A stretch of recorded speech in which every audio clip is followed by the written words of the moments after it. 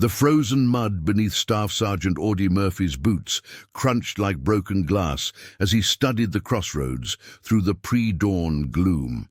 January in the Vosges Mountains had turned eastern France into a landscape of ice and shadow, where every breath formed clouds that could give away a position.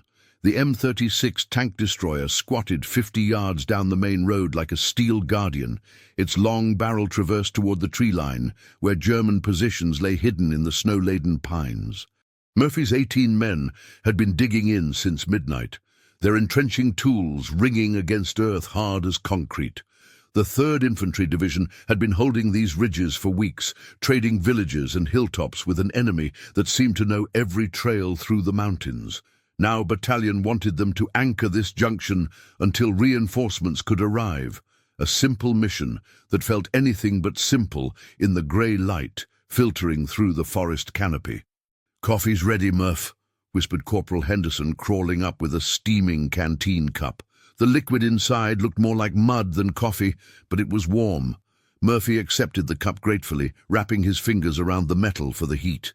Henderson had twin daughters back in Ohio, their pictures tucked inside his helmet liner, where he could see them every time he took it off. Good soldier, steady under fire, the kind of man who remembered small courtesies even when the world had gone to hell. "Any word from Battalion?" Murphy asked, keeping his voice low. "Radio's been quiet since 0400. Kowalski thinks the Germans might be jamming frequencies again." That was troubling news. Private Kowalski from Detroit had been promoted to corporal just last week, partly because he had a gift for coaxing life from temperamental radio equipment. If he couldn't raise headquarters, it meant they were operating blind at the worst possible time. Intelligence reports had been warning of a major German counterattack somewhere along this sector, but the when and where remained mysteries wrapped in morning fog. The M36 tank destroyer represented their ace in the hole, a mobile gun platform with enough firepower to stop any armored thrust the Germans might throw at them. Its crew had been professional and confident during yesterday's briefings, talking about fields of fire and killing zones with the casual expertise of men who knew their business. But Murphy had learned to be suspicious of confidence that hadn't been tested by dawn attacks and desperate retreats. A sound drifted through the trees, so faint it might have been wind through pine branches. Murphy froze, the coffee cup halfway to his lips, every sense straining. There, the distant rumble of diesel engines, still miles away but growing stronger. The German counterattack wasn't coming tomorrow or next week. It was coming now, while American forces were scattered across too many miles of mountain ridges to support each other effectively. "Henderson, get the word out quietly.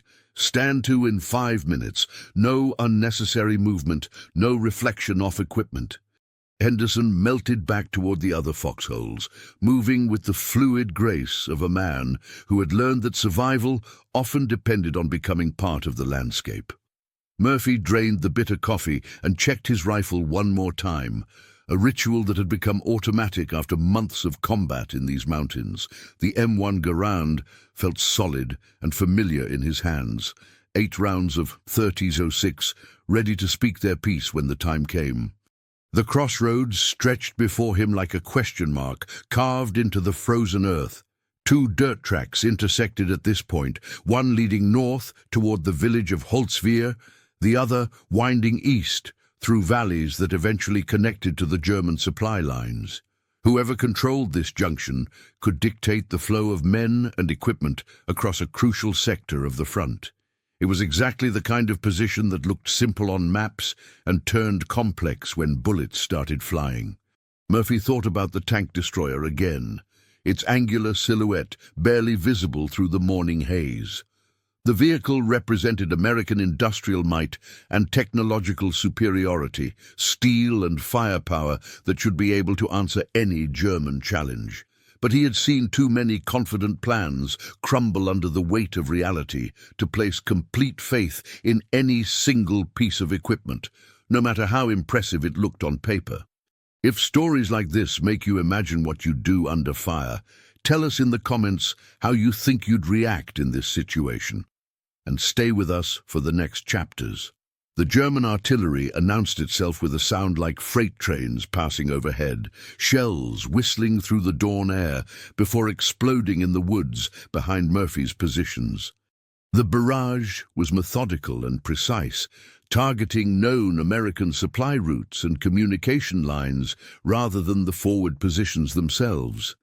It was the kind of preparatory fire that spoke of careful planning and accurate intelligence, never a good sign when you were on the receiving end.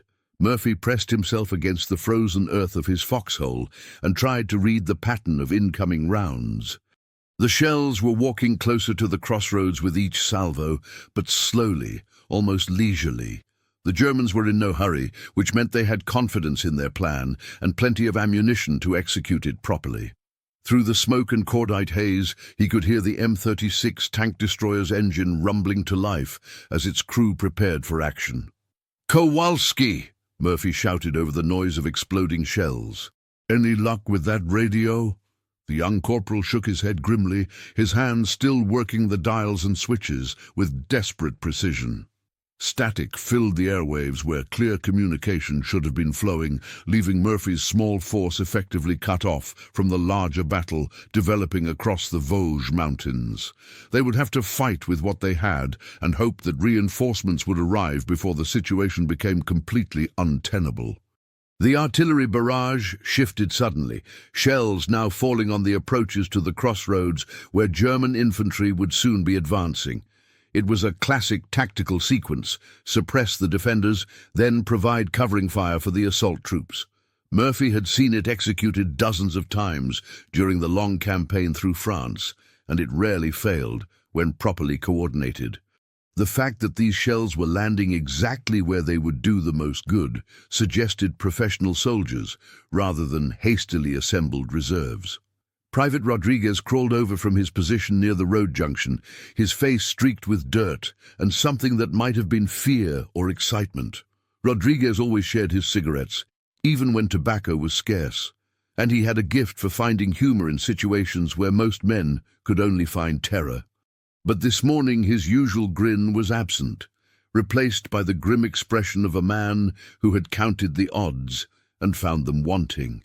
"Sarge, I can see movement in the tree line. Looks like at least company strength, maybe more. They're taking their time, staying under cover." Murphy nodded, unsurprised by the intelligence. The Germans had learned hard lessons about American firepower during the long retreat through France, and they rarely made the mistake of advancing carelessly anymore. This attack would come in waves, with each assault group supporting the next, until something gave way under the pressure.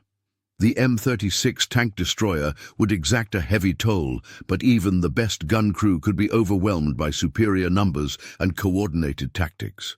The sound of diesel engines was growing louder, no longer disguised by distance or forest cover.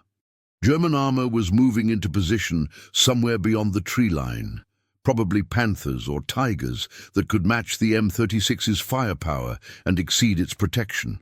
The crossroads that had seemed so defensible in yesterday's planning session now felt like an exposed position, surrounded by threats from multiple directions. Henderson appeared at Murphy's elbow, breathing hard from a sprint between positions. His helmet was askew, and pine needles clung to his field jacket, where he had crawled through the underbrush to avoid sniper fire. The pictures of his twin daughters were visible through a crack in his helmet liner, their faces smiling up at a sky filled with smoke and the promise of violence. Tank destroyer crew reports ready for action, but they're worried about those woods on the left flank. Too much dead ground where infantry could get close with Panzerfausts. It was a legitimate concern. The M36 was a powerful weapon system, but it was also a large target that attracted attention from every German anti-tank weapon in range. A single well-placed rocket could turn their ace in the hole into a burning monument to tactical overconfidence. The crew knew their business, but they also knew the risks that came with standing up to German armor in a static defensive position. Murphy studied the ground around the crossroads with fresh eyes, trying to see it as a German assault commander would. The approaches offered good cover until the final 100 yards, where attacking infantry would have to cross open ground under the guns of the M36 and the scattered rifle positions. It should have been a killing field that favored the defenders, but Murphy had learned to distrust tactical situations that seemed too good to be true. The artillery barrage was lifting now, shells falling further back as German infantry prepared to advance under cover of smoke and morning mist.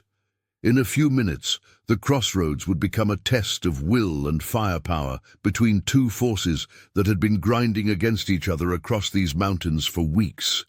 Murphy checked his rifle again and tried not to think about how many times he had been in similar positions, or how few of his original squad had survived to see this frozen morning in the Vosges. The first German soldiers emerged from the tree line like ghosts, materializing from winter fog, their field-grey uniforms blending with the snow and shadow until they were almost close enough to touch.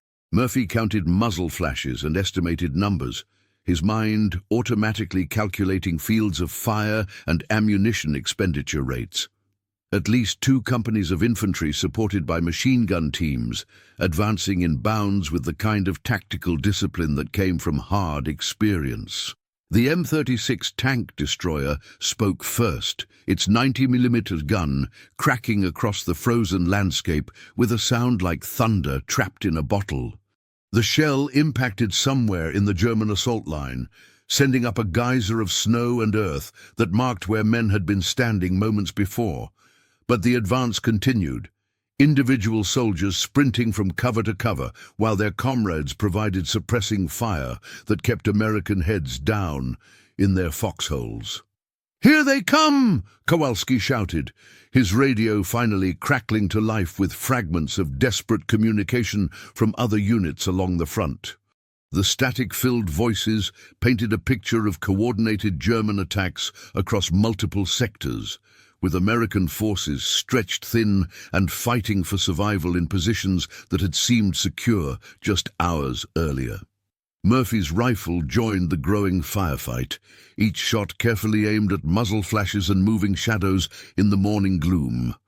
The Garand's 8-round clip emptied quickly, the distinctive ping of the ejecting en-bloc marking time in the symphony of small arms fire that was building around the crossroads.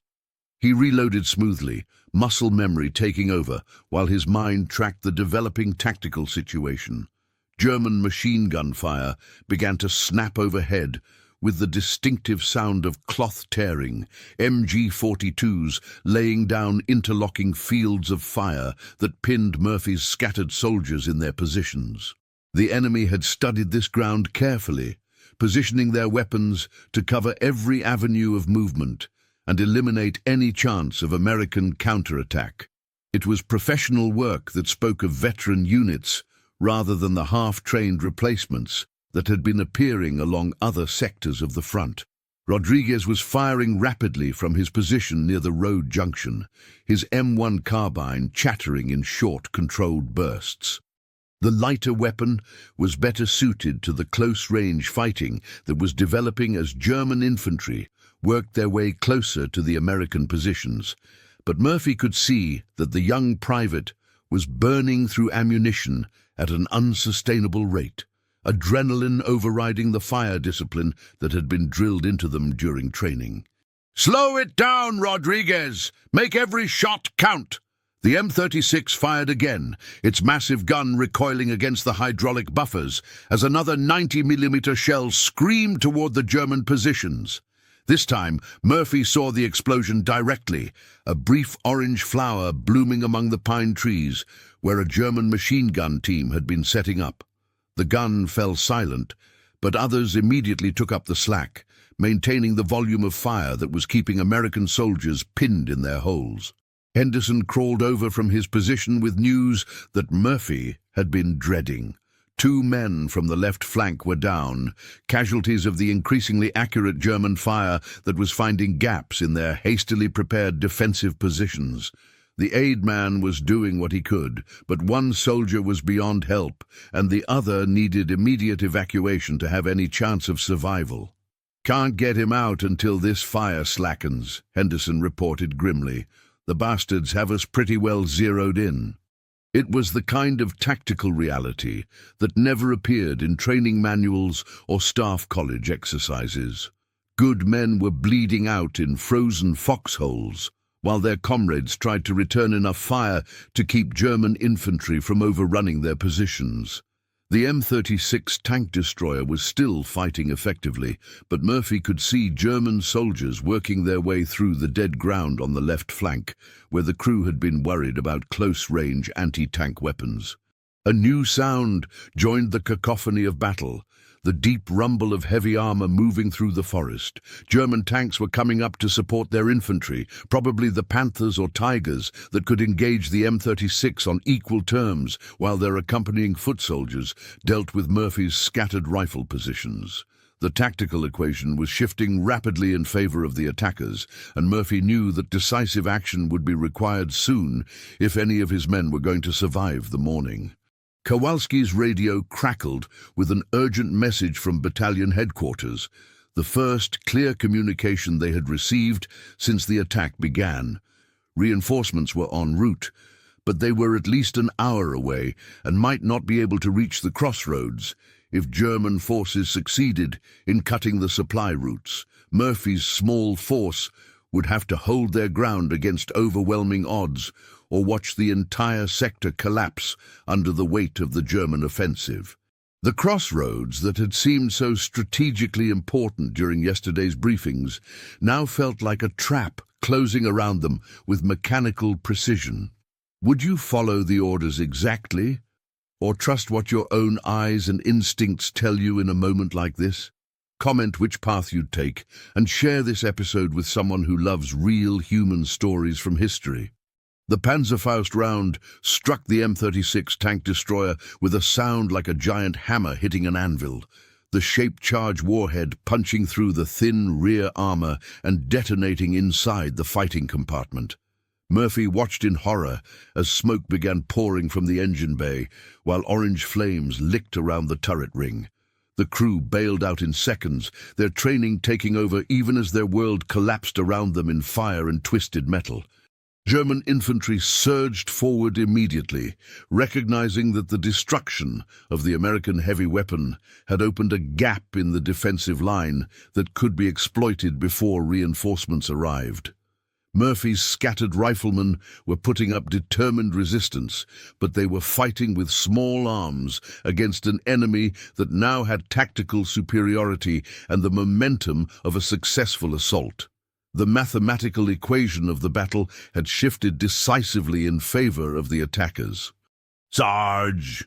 Henderson's voice carried a note of desperation that Murphy had rarely heard from the steady corporal. "They're flanking us on both sides. We can't hold this position." The tactical situation was deteriorating with frightening speed. German soldiers were working their way through the forest on both flanks, while a frontal assault pinned the Americans in their foxholes. Within minutes, Murphy's small force would be surrounded and cut off from any possibility of retreat. The smart decision would be to order an immediate withdrawal, trading space for time while trying to preserve as many lives as possible. But the burning tank destroyer still dominated the center of the battlefield, its massive hull blocking the main approach route, while smoke from the engine compartment provided concealment from German observation posts. More importantly, the .50 caliber machine gun mounted on the commander's cupola appeared to be undamaged, its heavy barrel pointing toward the advancing enemy infantry like an accusation waiting to be delivered. Murphy studied the burning vehicle and felt something settle in his chest that had nothing to do with fear. The machine gun represented their only chance of breaking the German assault before it could complete the encirclement of his scattered soldiers. But reaching the weapon meant crossing 50 yards of open ground under fire, and operating it meant standing exposed on a platform that was already attracting every German weapon in range. Rodriguez was down now, clutching his shoulder while blood seeped between his fingers. The young private who always shared his cigarettes was trying to reload his carbine one-handed, his face pale but determined. Henderson was firing rapidly from a position that was about to be overrun. his thoughts probably on twin daughters who might never see their father again. Kowalski was still working his radio, calling desperately for support that might arrive too late to matter. The German advance was methodical and professional, each team covering the next as they closed the distance to the American positions. Murphy could see individual faces now, young men following orders in a war that had already lasted too long and cost too much. They were scared and cold and probably homesick, but they were doing their job with the kind of efficiency that came from months of combat in these frozen mountains. Murphy made his decision with the cold clarity that sometimes came in moments when all choices were bad ones. The .50 caliber machine gun could break the German assault, but only if someone was willing to cross the killing field and take control of the burning tank destroyer. It was the kind of tactical gamble that looked insane from any rational perspective. But rationality was a luxury that had been consumed by the morning's violence. He broke from cover without announcing his intention, knowing that discussion would only waste precious seconds that his trapped soldiers didn't have. The sprint across open ground took him through intersecting fields of fire where German machine gunners tracked his movement with professional interest. Bullets cracked past his head and kicked up spurts of frozen earth around his boots as he reached the burning vehicle and hauled himself onto the rear deck. The heat from the engine compartment fire was intense, turning the steel deck into something like a giant griddle that threatened to cook him through his boots. But the .50 caliber machine gun swung smoothly on its mount, its mechanism unaffected by the damage that had killed the tank destroyer's main armament.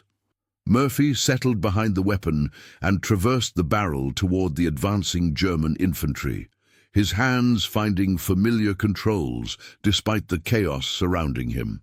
The heavy machine gun spoke with authority when Murphy pressed the trigger, sending streams of .50 caliber rounds crashing through the German assault line with devastating effect. The psychological impact was immediate and profound. Soldiers who had been advancing confidently suddenly found themselves under fire from a weapon they thought had been eliminated. The carefully coordinated attack faltered as men dove for cover and tried to locate the source of this unexpected resistance. What the official reports would never capture was the 45 minutes that followed, when Murphy stood alone on the burning tank destroyer and discovered what it meant to become the focal point of an entire enemy offensive.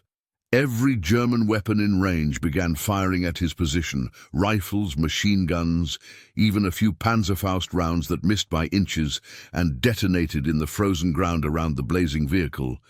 But the .50 caliber kept firing, its heavy rounds punching through winter foliage to find targets that had thought themselves safely concealed. The secret that would haunt Murphy for decades afterward was not the tactical brilliance that the citation would describe, but the terrible clarity that came with accepting his own death. Standing on that burning platform, ammunition cooking off in the storage bins below his feet, he had moved beyond fear into a strange realm where time seemed to stretch and every decision became simple. German soldiers were advancing toward his trapped men. The machine gun could stop them. Nothing else mattered. Henderson later tried to explain to other soldiers what he had witnessed that morning, but the words never seemed adequate. He would describe the methodical way Murphy had worked the gun, traversing smoothly between targets while shells exploded around him and the steel deck grew so hot that his boots began to smoke. But what Henderson could never convey was the sound of that machine gun firing without pause, a mechanical heartbeat that held the German assault at bay, while 18 American soldiers extracted themselves from an impossible situation. Kowalski's radio finally crackled with news of approaching reinforcements, but the help was still 20 minutes away when Murphy's position began to attract direct fire from German armor.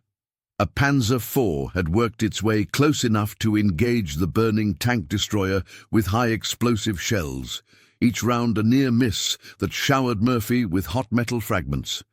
The tank's commander was probably calculating range and deflection, preparing for the shot that would end this defiant stand once and for all. The mathematics of survival had become impossibly simple. Murphy could abandon the machine gun and save himself, or continue firing and give his men the time they needed to reach safety.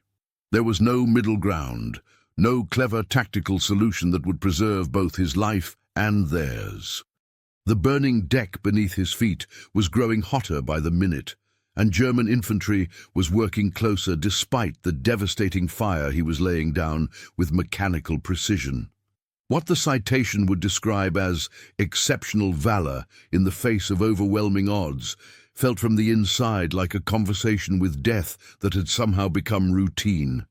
Murphy found himself noting tactical details with detached professionalism, ammunition expenditure rates, target priority selection, the way German soldiers moved when they thought they were unobserved.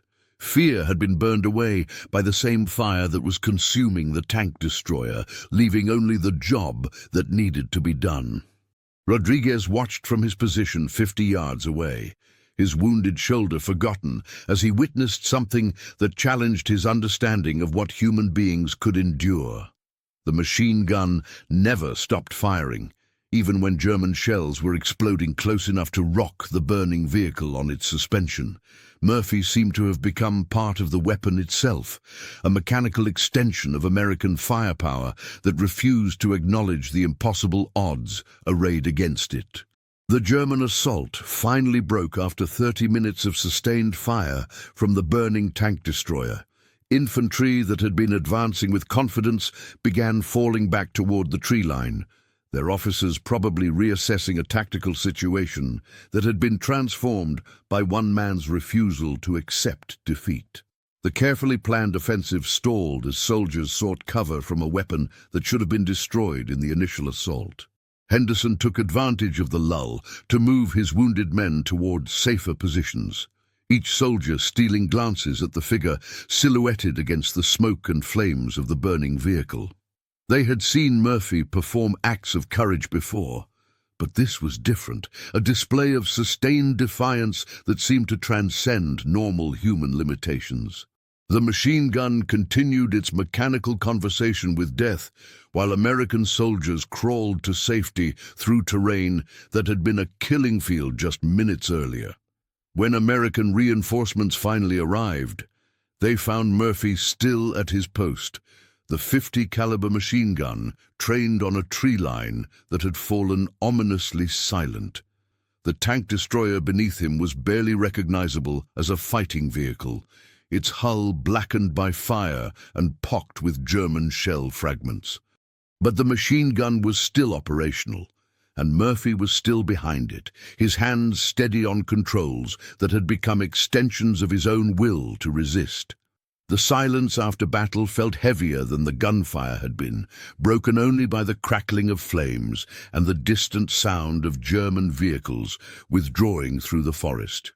Murphy climbed down from the destroyed tank destroyer on legs that threatened to buckle, his boots so heated by the burning deck that each step sent waves of pain through feet he couldn't feel anymore. The machine gun that had been his world for 45 minutes fell silent at last, its barrel glowing cherry red in the winter air. Henderson was the first to reach him, offering a canteen with hands that shook slightly despite his veteran's composure. The water tasted like metal and smoke, but it was the most beautiful thing Murphy had ever drunk. Around them, the reinforcements were spreading out to secure the crossroads, while medics worked on the wounded with quick efficiency. Rodriguez was conscious and joking weakly about his shoulder wound, which was serious enough for evacuation, but not life-threatening. 18 men, Henderson said quietly, as if the number explained everything that had happened. All 18 men alive, because one soldier had found a way to hold an impossible position until help arrived. The official report would reduce the morning's chaos to clean sentences about tactical excellence and exceptional valor under fire. Staff officers who had never smelled cordite or felt steel deck plates heating beneath their boots would transform Murphy's 45 minutes of sustained terror into language suitable for citations and medal ceremonies. The burning tank destroyer would become a strategic asset successfully employed, rather than a desperate last resort seized by a man who had run out of alternatives. Kowalski's radio was working perfectly now, carrying reports of successful defensive actions all along the sector where German forces had launched their coordinated offensive. The crossroads had been held, casualties were lighter than expected, and the enemy appeared to be withdrawing to previous positions in the Vosges mountains. It was the kind of good news that would filter up through command channels until it reached headquarters staff, who would mark colored pins on situation maps and update their tactical assessments. But Murphy knew that the real story would travel through different channels, whispered conversations between soldiers who had witnessed something that challenged their understanding of human endurance. Henderson would try to explain what he had seen to other non-commissioned officers, struggling to find words for the methodical way Murphy had worked that machine gun while his platform burned beneath him. Rodriguez would carry his own version of the story through aid stations and field hospitals, embellishing details until the truth became indistinguishable from legend. The first twist came when Murphy learned that he had been standing on a vehicle loaded with more high-explosive ammunition than he had realized. The tank destroyer's storage bins had been full of rounds that could have detonated at any moment, turning his defensive position into a crater that would have eliminated both him and the German assault force in one massive explosion. He had been balanced on the edge of annihilation without knowing it, saved only by the particular way the engine fire had spread through compartments that were designed to contain such accidents. The second twist was more personal and infinitely heavier. 3 decades later, sitting in a chair that faced away from windows because sudden movements in his peripheral vision still made him reach for weapons that weren't there, Murphy would try to explain to a patient interviewer why he never talked about that morning in January. The citation hanging on his wall described exceptional valor and tactical brilliance, but it said nothing about the weight of carrying 18 lives through a decision that had felt like suicide at the time. Henderson had died in Korea, Rodriguez in a car accident outside Detroit in 1953, and Kowalski from cancer that the doctor said might have been connected to his wartime service. The men Murphy had saved with 45 minutes of sustained defiance had gone on to live full lives, marriages and children and careers and grandchildren who would never know how close they had come to never existing at all. The mathematics of that morning had created futures that extended decades beyond the frozen crossroads in the Vosges mountains. The smell of diesel fuel and winter air could still bring it all back with perfect clarity. The heat of the burning deck, the weight of the machine gun in his hands, and the terrible simplicity of a choice between his own survival and the lives of soldiers who trusted him to find solutions to impossible problems. The legend that grew around that morning belonged to other people now, a story of heroism that helped explain how ordinary men could accomplish extraordinary things when circumstances demanded it. But the memory belonged only to him, and it was heavier than any medal they had ever given him. If this story reminded you that behind every medal there's a human being carrying memories we'll never fully see, subscribe to the channel, tell us which country you watch from, and invite someone to revisit history with us in the next story.